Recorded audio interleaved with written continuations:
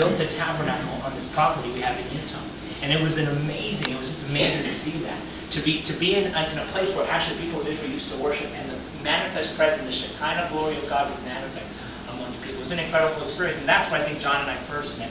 John actually, he was dressed as the high priest. They gave him the robe, and he had the whole garment of the high priest, the hat, the hair, he had the vest, he had everything. He looked like the high priest, and he put me in charge of making sure, because it was kind of, we used the tabernacle as a catering. It was kind of, we ate in there, we had church in there.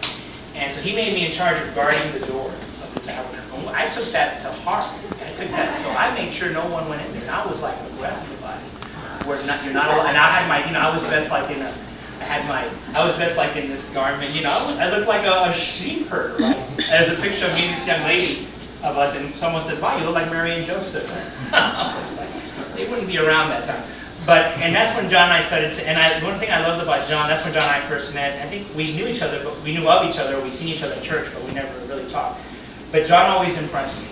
Every time I was around Pastor John, there was something about him that always seemed, he was real. He had a love for the Lord. He was, but I'm just going to kind of skip some things and go to the present. When John planted the church, John planted his church and went out church planting, I knew that John was just going to do something great. He had this thing about him. And I called him the David Wilkerson of Las Vegas. Anyone familiar with David Wilkerson? He was the pastor that back in the 1960s and I think 70s, he went out to New York City and he went to witness to all the gang members in New York. And he just witnessed to all the young gang members and he delivered these kids from gang banging. And he started a church called Times Square Church. If you're familiar with the recovery ministry called Teen Challenge, that came from David Wilkerson's ministry. And he just had a passion for the lost. And I see that in John. He has such a passion for the lost. And every time I would see him, I would see that God had greatness in his life, that I knew God was going to use him in an amazing way.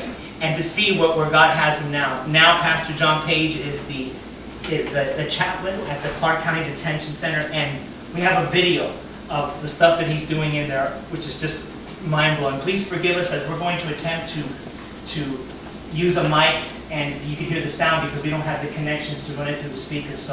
But just if we kind of be quiet, we can listen, the noise will come out.